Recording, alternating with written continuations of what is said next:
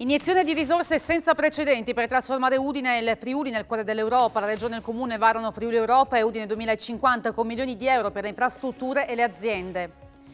Senza l'obbligo del 50% del personale smart working per il comparto pubblico, arriva una boccata d'ossigeno per bar e ristoranti con una maggiore clientela al lavoro per colazioni e pranzi. La 94esima Donata Nazionale degli Alpini di Udine slitta ancora, tutto rinviato al 2023, prevista inizialmente a maggio 2021, era già stata posticipata al 2022. Si chiamerà Cambiare, l'edizione 2021 della mostra di Leggio in programma dal 16 maggio e tra le tante opere in mostra c'è anche un ritratto firmato da Picasso, inedito in Italia e parte di una collezione privata riservata. Domani a Lignano il Pordenone ospita la Salernitana prima del terzetto finale di gare per mantenere la B. Non c'è ragione di essere negativi, dice mister Domizzi, che chiede ai suoi di conquistare in casa i punti salvezza.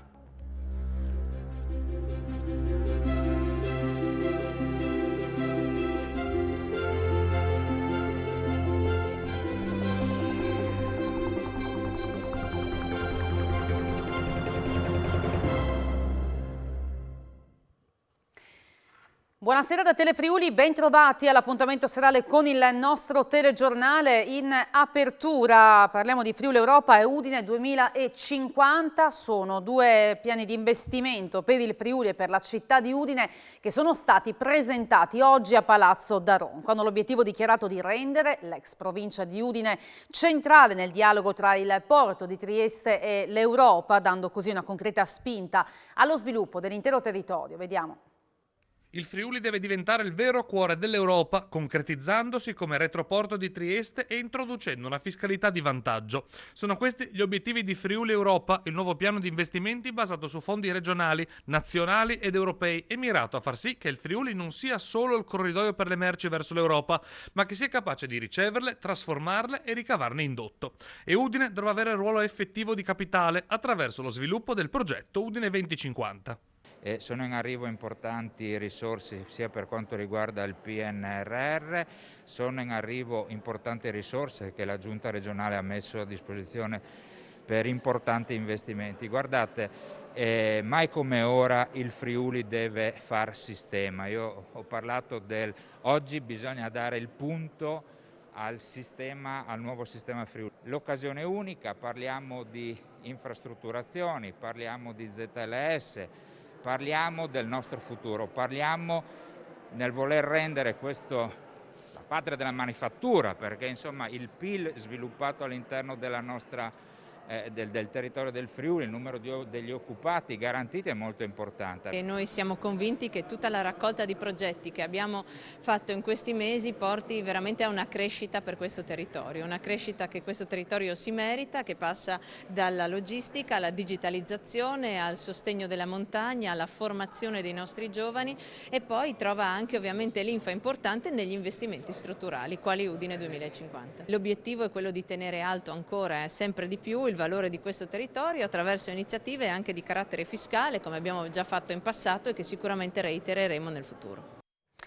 All'interno di Friuli Europa è stato dunque inserito il progetto Udine 2050 che punta a ridisegnare la città di Udine. Al centro del piano di investimenti c'è l'interramento della ferrovia con la conseguente abolizione dei passaggi a livello e anche la riqualificazione dell'area dell'ex Safau. Interramento della ferrovia, superamento dei passaggi a livello e riqualificazione dell'area dell'ex AFAU per ricucire lo strappo tra Udine Sud e il centro cittadino. Con queste motivazioni nasce Udine 2050, il progetto udinese inserito nel Piano Nazionale di Ripresa e Resilienza, presentato dal sindaco Fontanini come base per le amministrazioni che verranno. Questo è un ruolo che noi vogliamo giocare anche perché abbiamo dei territori in città che sono dismessi oramai da più di 20 anni, mi riferisco all'ex Safau, ci sono circa 40 ettari di terreno che devono essere riutilizzati, ma poi vogliamo essere anche protagonisti in questa prospettiva che vogliamo dare a tutto il territorio friulano, non solo la città di Udine. Abbiamo una visione che va al di là dei prossimi anni, abbiamo dato questo obiettivo di Udine 2050 proprio per una funzione molto più ampia rispetto a progetti che invece devono essere realizzati subito, come ad esempio quello di realizzare la circonvallazione esterna ferroviaria alla città di Udine. Udine 2050 verrà inserito all'interno di un più ampio progetto che è quello di Friuli Europa, che appunto è un'iniezione di fondi per tutto il Friuli. Per tutto il Friuli, chiedendo una fiscalità di vantaggio. Questo territorio ha le caratteristiche per poterlo ottenere, sono idee tra l'altro avute anche anni addietro da grandi presidenti della nostra regione come Elli e Biasutti, che avevano chiesto questo per il nostro territorio.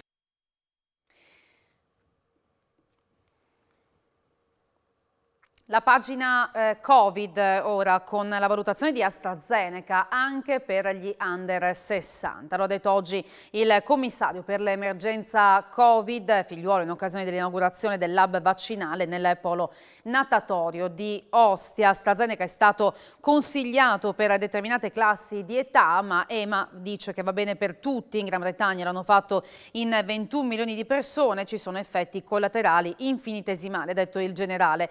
Dobbiamo impiegare tutto ciò che abbiamo, ha aggiunto, altrimenti il ritmo della campagna vaccinale non raggiungerà gli obiettivi previsti. Figliuolo nell'occasione ha fatto sapere che a breve saranno vaccinati gli atleti che parteciperanno alle Olimpiadi, perché questo, ha spiegato, è un segno dell'Italia che riparte. Ed è stato un fine settimana di lavoro intenso per i sanitari e i volontari che operano al centro vaccini del Fiera alle porte di Udine, sia nel giorno del 1° maggio che nella giornata di ieri, domenica. La macchina operativa non si è fermata e sono state inoculate centinaia di dosi. Ancora qualche disagio sull'attesa lab vaccinale del Fiera dell'azienda sanitaria universitaria Friuli Centrale, ma gli operatori non si sono fermati un attimo, sia nel giorno della festa del lavoro che domenica hanno inoculato centinaia di antidoti. L'attività è incessante, noi continuiamo il nostro lavoro anche nei giorni dove il lavoro dovrebbe essere soprattutto un momento celebrativo, ma un momento di riposo. In questo momento non ce lo possiamo permettere e quindi grazie alla macchina organizzativa aziendale, ma soprattutto al contributo delle associazioni della protezione civile, è possibile ancora sostenere questi numeri che ci dicono che la giornata del 1° maggio nel centro Ente Fiera abbiamo fatto 2000 vaccinazioni e oggi stiamo accelerando di più e quindi ci stiamo portando, stanno incrementando queste dose vaccinali, quindi fino ad arrivare alle 2200 che sono quelle previste oggi. È un lavoro, come dicevo prima, incessante, massacrante, anche perché abbiamo una notevole difficoltà a far compilare tutta la documentazione, quindi le attese sono abbastanza lunghe dovuto proprio all'anamnesi, l'attività di certificazione di tutto quello che ci viene richiesto in questo momento. Attendere un'ora, anche un'ora e mezza, penso che sia insignificante rispetto a tutto quello che abbiamo passato e questo spero che la responsabilità delle persone possano capire, anzi ci agevolino senza fare polemiche inutili. In Friuli Venezia Giulia su un totale di 775 medici di medicina generale, 299, vale a dire il 39%, sono attivi nella campagna vaccinale, mentre 566 hanno aderito. I numeri migliori al momento si registrano nell'azienda sanitaria Friuli Occidentale. Lo ha fatto sapere il vicepresidente della regione Riccardi durante l'incontro di videoconferenza con il sindacato dei medici di base.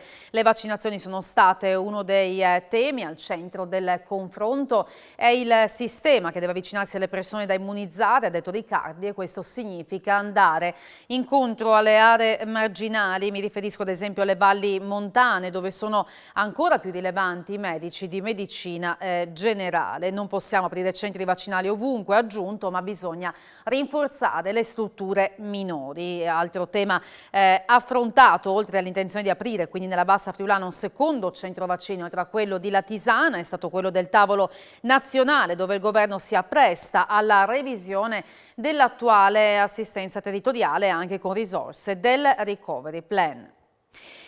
Le opposizioni in Consiglio regionale chiedono a gran voce l'istituzione di una commissione speciale sull'emergenza Covid. Domani intanto in terza commissione verrà ascoltato Alberto Peratone, autore della durissima lettera come rappresentante degli anestesisti, nella quale parlava e denunciava una situazione critica per le terapie intensive.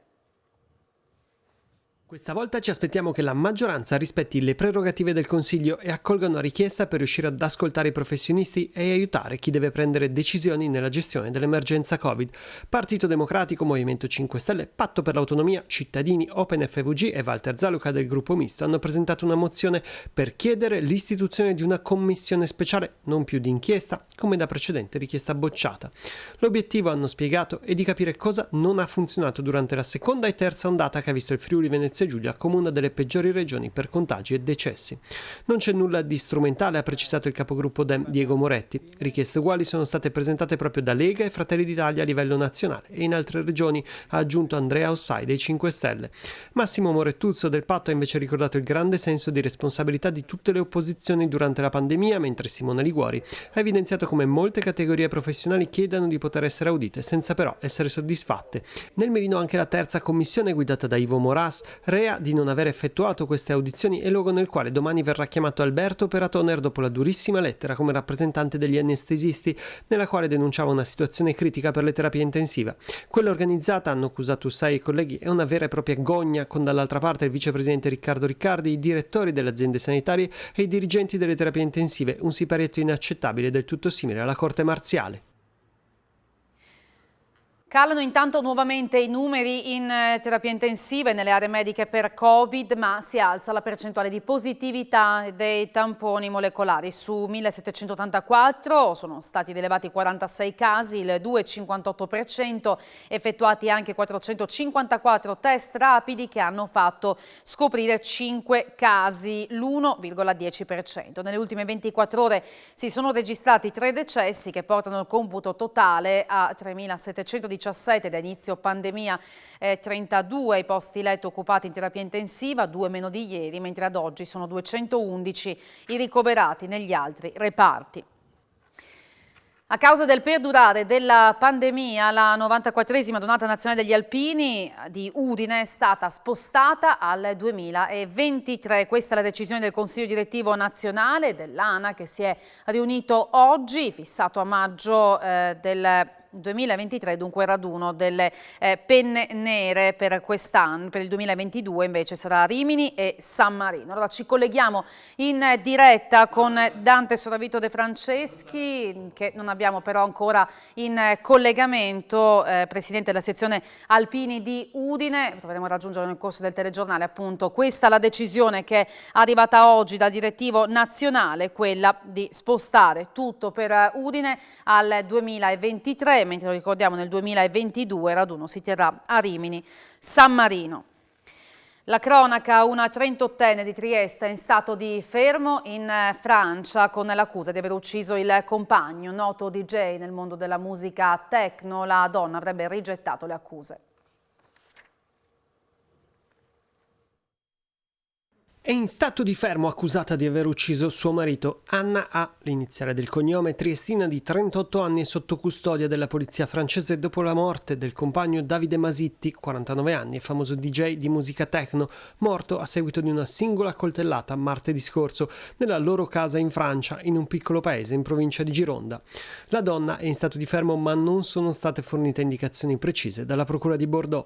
La ragazza avrebbe spiegato che il marito si sarebbe ferito da solo. I due si erano trasferiti in Francia 2 anni fa con i figli piccoli per la professione del DJ. Originario del modenese, nato 49 anni fa, era soprattutto attivo nel mondo dei rave e aveva suonato in tutto il mondo. L'allarme sarebbe scattato martedì sera dopo le 22:30. L'uomo, secondo quanto trapela, sarebbe rimasto ferito da una sola coltellata al fianco, risultata poi fatale. Sono ancora in corso indagini da parte della polizia francese per fare chiarezza sulla vicenda. E allora abbiamo in collegamento telefonico Dante Soravito De Franceschi per la notizia della quale parlavamo in precedenza, vale a dire il fatto che la Donata degli Alpini di Udine, inizialmente prevista per il 2022, è stata spostata al 2023, un ennesimo rinvio in realtà. Buonasera Presidente, allora questa è la decisione che è arrivata oggi dal Consiglio Nazionale dell'ANA. Buonasera a lei e ai telespettatori. Sì, è arrivata questa sera, si sono trovati in videoconferenza e pertanto hanno deciso una decisione credo sofferta, perché ovviamente decidere di spostare le adunate non è una cosa così facile e semplice una decisione da prendere, però credo che intelligentemente hanno diciamo così, fatto sì che, ma anche in collaborazione con le autorità di Rimini e San Marino, ovviamente hanno valutato che la situazione, seppur in miglioramento, non riesca a garantire le indispensabili condizioni di sicurezza per l'emergenza sanitaria. Quindi dispiace, ovviamente, perché dispiace, ma credo che sia la soluzione migliore per una dunata. Anche perché appunto, Presidente, bisognerà attendere ancora per Udine, ma una dunata ha dei numeri importanti, quindi insomma si spera che così la si potrà vivere davvero come va vissuta. Certo che sì, perché è un momento di incontro, è un momento di goliardia, è un momento di felicità, oltre ovviamente a ricordare chi è andato avanti. Però non si può fare una dunata sapendo che c'è qualcosa che non funziona, sapendo che siamo in emergenza, sapendo che potremmo rischiare di fare qualcosa di male alle persone. Quindi credo che questa decisione, ripeto, pur sofferta, è una decisione corretta. Noi, diciamo così, anche ce l'aspettavamo, perché appunto le condizioni, quello che si legge, quello che voi dite ovviamente sulla situazione pandemica non è proprio rosa e fiori, pertanto per noi la sicurezza è di primaria importanza, quindi il bene delle persone che devono andare o che devono venire ad una dunata devono venire in sicurezza e ovviamente godere una dunata e non essere così sottoposti a dei rischi. Presidente, grazie mille per questo tempo che ci ha dedicato, intanto per appunto approfondire la notizia che era arrivata in redazione. Grazie e buona serata a lei. Grazie a voi, buona serata. Torniamo alla cronaca. Il professor Giorgio Galanti è stato condannato a 1 anno di reclusione, pena sospesa nel processo con rito abbreviato per la morte del calciatore della Fiorentina Davide Astori, che fu trovato senza vita a Udine il 4 marzo del 2018 nella sua camera d'albergo dove era con la squadra. Galanti era accusato di omicidio colposo per 2 certificati di idoneità rilasciati al giocatore quando era direttore sanitario di medicina dello sport dell'azienda ospedaliera universitaria di Careggi. Il difensore del professore Galanti ha annunciato che una volta avute le motivazioni la sentenza sarà impugnata. Un avvocato pordenonese, amministratore di sostegno, già denunciato in passato per lo stesso reato, è finito nuovamente nel mirino delle fiamme gialle, aveva usato i conti degli amministrati per scopi personali, tra cui anche l'acquisto di capi griffati. Quella di sottrarre denaro alle persone che seguiva come amministratore di sostegno era una pratica seriale e così un avvocato pordenonese è finito nuovamente nei guai dopo che lo scorso mese di novembre era stato denunciato dalla Guardia di Finanza per essersi indebitamente appropriato del denaro del proprio assistito per scopi personali. Allora l'autorità giudiziaria aveva disposto un sequestro per equivalente di 147.000 euro. Le indagini sul suo conto in questi mesi sono proseguite e le fiamme gialle di Pordenone hanno scoperto che il suo modus operandi si è ripetuto anche con un altro assistito socialmente debole. È stato così ricostruito che l'amministratore di sostegno, dal 2013 al 2020, utilizzava il patrimonio dell'amministrato, tra cui la pensione di invalidità, disponendo pagamenti dal conto corrente del disabile a favore della società di leasing proprietaria dell'autovettura in uso al professionista, del condominio presso cui ha sede il suo studio e di un esercizio commerciale per l'acquisto di abbigliamento griffato. Il giudice per le indagini preliminari del Tribunale di Pordenone, su richiesta della Procura, ha così disposto un nuovo provvedimento di sequestro per equivalente per un valore di circa 50.000 euro, portando in tal modo il totale complessivo dei provvedimenti emessi a 197.000 euro. I sequestri sono stati eseguiti dalle fiamme gialle pordenonesi su conti finanziari e beni immobili nella disponibilità del professionista.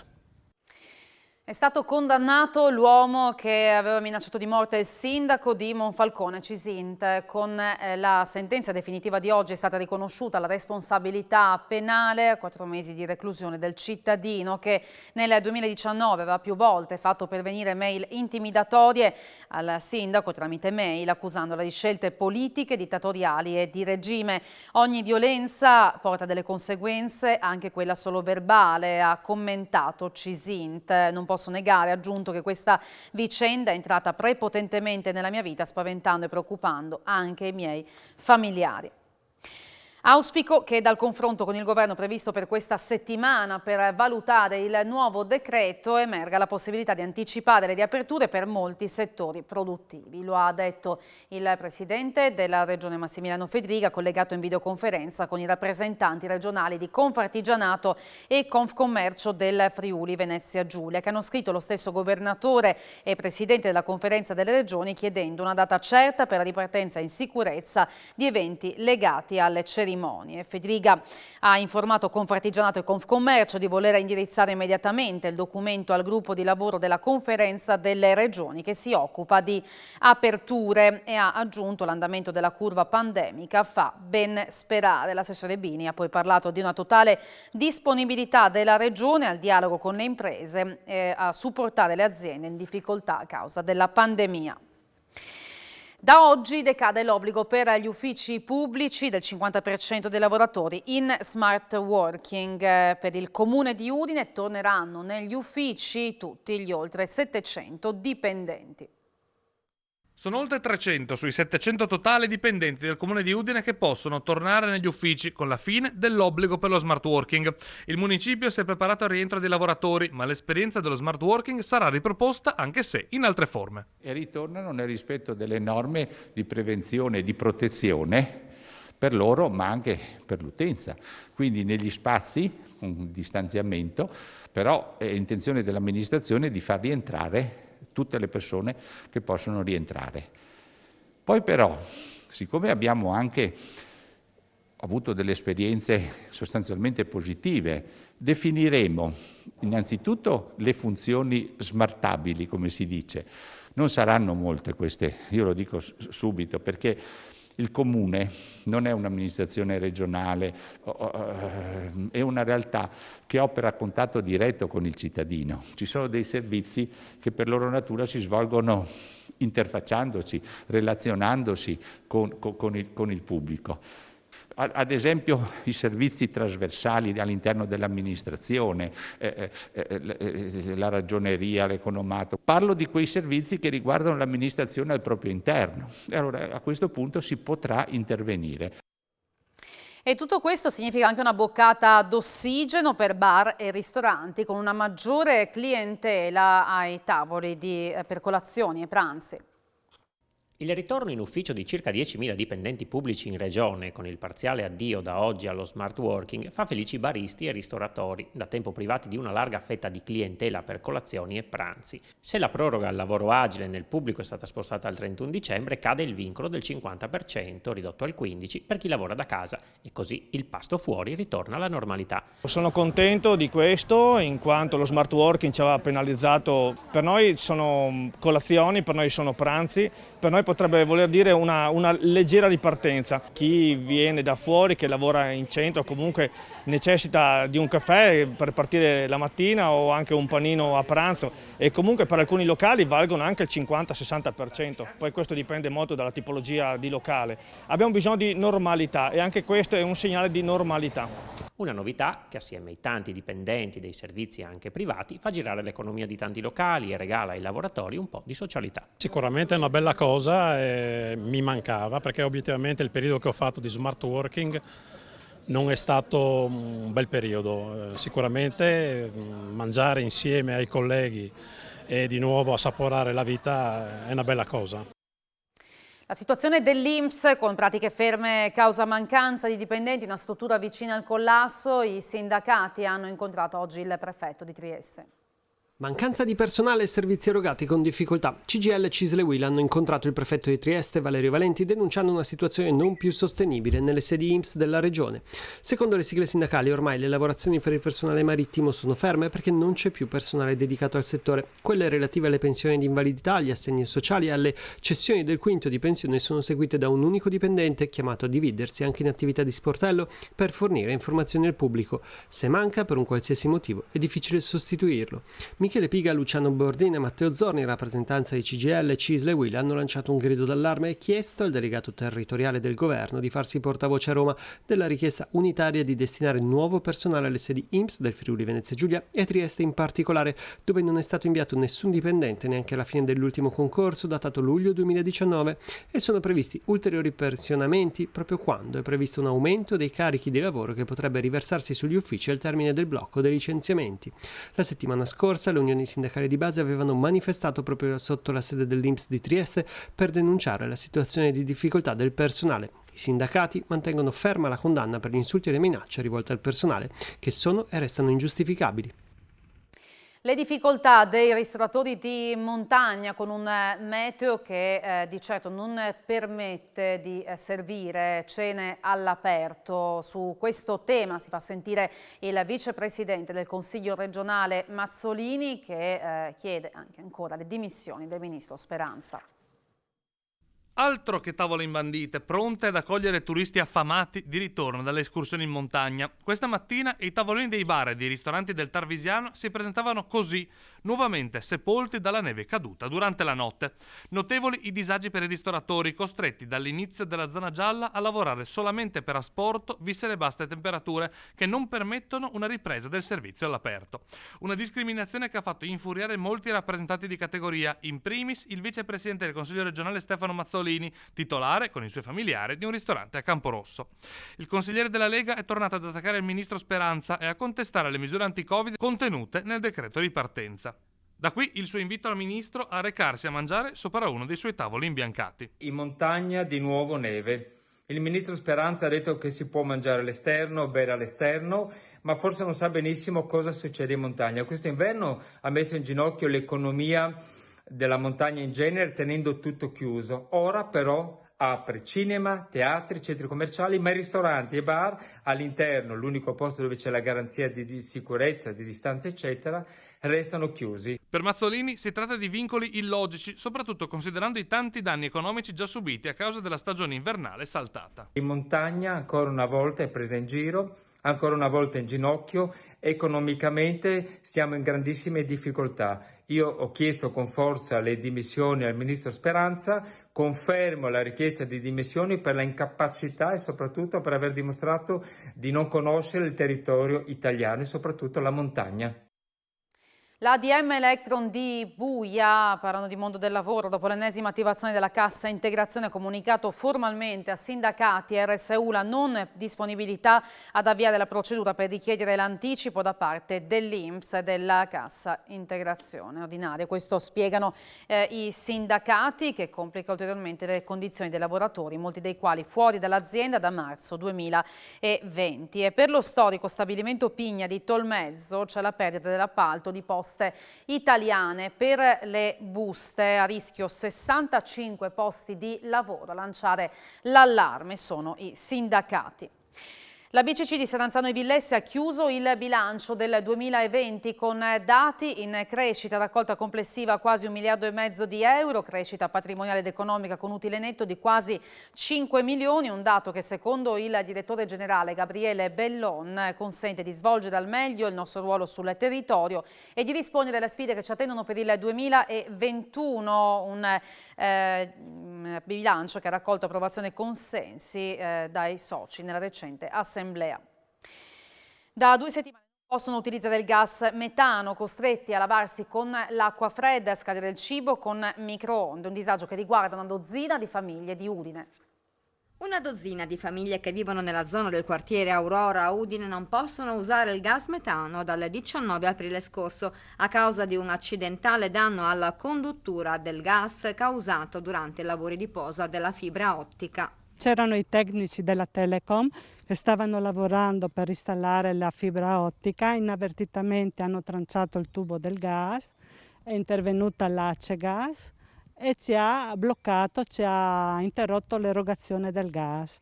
Praticamente noi dal 19 di aprile siamo senza la fornitura del gas, quindi senza acqua calda, senza riscaldamento, non possiamo cucinare. Ma questo idraulico che avete chiamato, poi dovete pagarlo voi? È di tasca nostra, difatti dobbiamo dividere le spese, tutti quanti noi che siamo in questa via privata, pertanto l'AMGA non si interessa, nonostante tutto che il problema era dell'AMGA, perché non è roba nostra. Sia Team, intervenuta immediatamente dopo le segnalazioni dei cittadini, che Acegas, APS AMGA rassicurano le famiglie. Prima di attivare nuovamente la fornitura è necessaria una scrupolosa verifica tecnica a tutela degli stessi abitanti della zona per garantire alle famiglie la massima sicurezza. Presto quindi il servizio sarà riattivato. Si intitola Cambiare, la mostra di illeggio di quest'anno, con tantissime opere. C'è anche un inedito Picasso. Un ritratto di Dora di Pablo Picasso, inedito in Italia e inserito in una collezione privata a pochissimi accessibile, è l'ultima opera inserita nel ricchissimo catalogo della mostra di illeggio, chiamata per il 2021 Cambiare. Nella vita non tutto cambia, ma accadono anche cose che cambiano tutto. Cambiare nella vita delle persone è sempre una questione attuale. La mostra avrà molti colpi di scena di bellezza. Da un lato potremo ammirare i grandi maestri del 5 e del 600, per ricordarne alcuni: Tintoretto con la Risurrezione di Cristo o Van Dyck con l'incredibile Tre età dell'uomo, uno dei suoi dipinti più belli. Ma poi potremo ammirare i pre-raffaelliti dell'Inghilterra, alcuni pittori del realismo sociale. Arriveremo fino alla delicatezza degli impressionismo con Claude Monet, e si aggiunge da pochi giorni, grazie a una fortunata azione dell'organizzazione della mostra, un ritratto di Dora di Pablo Picasso, del tutto inedito. L'edizione di quest'anno della mostra di illeggio, secondo noi, è un vero e proprio inno alla ripartenza. È un evento di grande richiamo, è un segnale di ritorno alla normalità e anche una spinta forte che viene da un borgo alpino che nel corso degli anni è riuscito a costruire un brand culturale che è riconosciuto in tutta Italia e anche fuori dai confini nazionali. La cultura ci è mancata tanto, ci è mancato andare alle mostre, anche se devo dire la tecnologia ci ha aiutato moltissimo. Ci ha aiutato moltissimo, perché è vero che in presenza le cose sono diverse, ma almeno un surrogato ce l'ha dato e ci ha fatto arrivare fin qui, e speriamo che da qui in poi le cose cambino. Il 6 maggio parte la settimana delle culture furlane, 10 giorni di eventi. Inizierà il 6 maggio, data significativa per il Friuli intero, l'8ª edizione della Settimana della Cultura Friulana, organizzata dalla Società Filologica Friulana. Più di 80 gli eventi in programma. È veramente occasione di grande soddisfazione per noi poter dare continuità a questo impegno che da anni appunto ci vede nel segno della valorizzazione, della promozione dell'identità friulana nel suo complesso, quindi naturalmente cultura, vuol dire storia, vuol dire tradizioni, vuol dire lingua, vuol dire territorio, vuol dire storia dell'arte, e facciamo questo anche facendoci forte dell'esperienza di più di un anno di lavoro che ci ha visto combattere un pochino tutti con questa pandemia purtroppo, e quindi facendoci forte di questi nuovi mezzi di comunicazione virtuale, anche quindi attraverso le piattaforme che appunto permettono peraltro alla voce della cultura friulana, alla voce del nostro Friuli, di raggiungere tutti gli interessati, anche grazie all'Ente Friuli nel Mondo con la sua rete tra i vari fogolarsi, li Fameis Furlanis, ecco, quindi questa grande rete che vuole riunire veramente tutti i friulani nel mondo, tutti i friulani interessati alla riscoperta delle loro radici e del loro patrimonio culturale. 3 gare per la salvezza del Pordenone a partire da domani in casa contro la Salernitana. Mister Domizzi si dice ottimista, ne parleremo tra poco. A Sport FVG, spazio anche ai dilettanti, al basket e alla pallavolo. A seguire poi l'appuntamento con il meteo. Grazie per aver seguito il nostro telegiornale. Un buon proseguimento di serata a tutti voi.